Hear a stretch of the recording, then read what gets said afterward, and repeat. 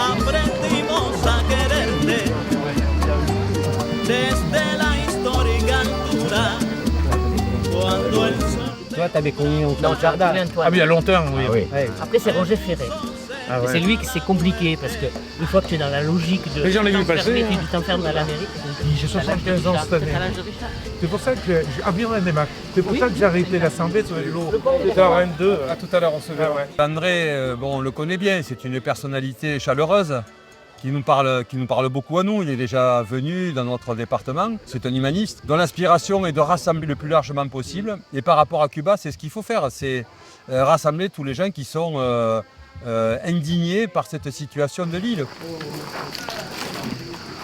Quand je viens comme ça pour une conférence, je ne sais pas encore ce que je vais dire. C'est en fonction des interventions des uns et des autres, des questions qui peuvent être posées pour répondre aux interrogations. Chers amis, le Donc, c'est débat pas un discours avec André stéréotypé. Chassaigne sur la situation à Cuba va commencer. Notre fédération a depuis de nombreuses années organisé des manifestations de solidarité avec Cuba, notamment une rencontre avec la consul de Cuba où nous lui transmettons, avec le concours de Cuba Coopération et d'Antoine Navarro, tout ce que nous avons collecté en termes de médicaments, en termes de prothèses, en termes de toute une série d'autres choses, mais en tout cas qui traduisent une solidarité concrète. Les questions politiques de fond, c'est l'extraterritorialité du droit américain, du droit des États-Unis, qui fait que c'est l'asphyxie du peuple cubain qui est recherchée pour renverser le régime.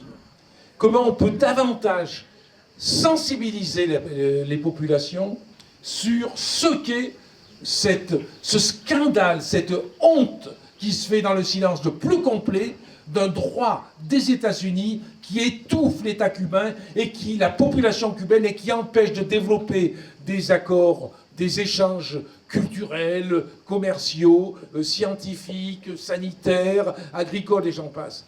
Il faudrait qu'on puisse interpeller le gouvernement français et l'Union européenne sur le fait que rien n'est fait pour contrecarrer le blocus. Et ça, c'est pas acceptable. Allez jamais à Cuba. Cuba, une étoile dans la nuit. Un ouvrage engagé, un ouvrage coco sur l'analyse. Parce que je crois qu'il faut essayer de comprendre ce qu'est ce blocus. Je me suis dit, mais on devrait avoir honte de ne pas faire suffisamment pour présenter et dénoncer le blocus. Dès le début, les États-Unis ont voulu mettre la main sur Cuba. Donc ils l'ont fait dans un premier temps, tout le courant du XIXe siècle, sans réagir ou accompagner la lutte anticoloniale. Ensuite, au XXe siècle, en mettant à la tête de Cuba des présidents fantoches, quelquefois même citoyens des États-Unis, en mettant des dictateurs, pour garder la main sur Cuba. C'est l'impérialisme en fait des États-Unis qui est derrière tout ça. Ce sont des enjeux économiques et des enjeux idéologiques. Il n'existe pas, je pense, dans le monde un peuple qui a autant de résistance et qui, malgré tout ça,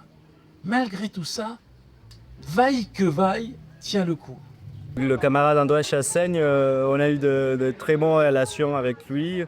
En tant que président du groupe d'amitié France-Cuba à l'Assemblée nationale pour plusieurs années, il a été une personnalité centrale dans les différents projets de coopération et d'aide à Cuba et aussi du soutien politique à notre île. Non, elle est réussie.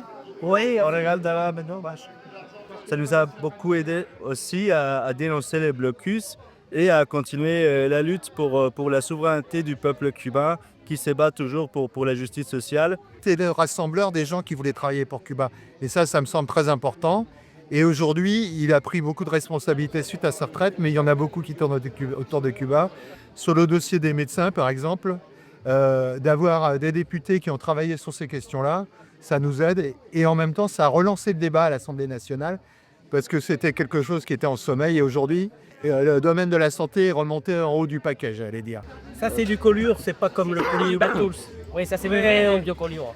Quand tu rentreras à Cuba, tu pourras faire une thèse sur les vins français. Oui, c'est vrai, c'est vrai. Relation, ouais. Il y a une richesse par rapport au vin, Ah oui. au fromage, c'est impressionnant.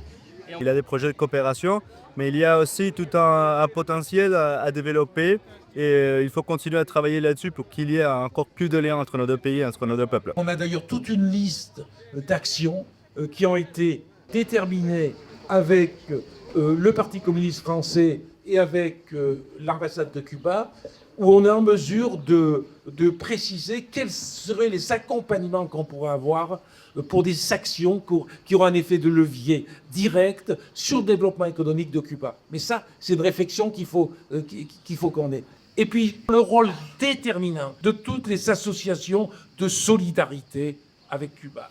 Ce rôle, il compte, que ce soit Cuba Coopération, que ce soit France-Cuba, que ce soit Cubaci et d'autres. Je pense que s'il n'y avait pas eu ces associations pour maintenir les liens de solidarité, je n'en avancerai aujourd'hui. Mais s'il n'y avait pas le blocus, que serait Cuba aujourd'hui? Ça sera un exemple pour le monde, et c'est cet exemple que les États-Unis veulent écraser. Si llegaste nunca hasta el cielo, porque veces de tu palea de tu fracaso. Traiga el grito firme en la urna cerca, jugate a todo, cesando el mete. Porque lo juro si tuviese a veces que no cabe.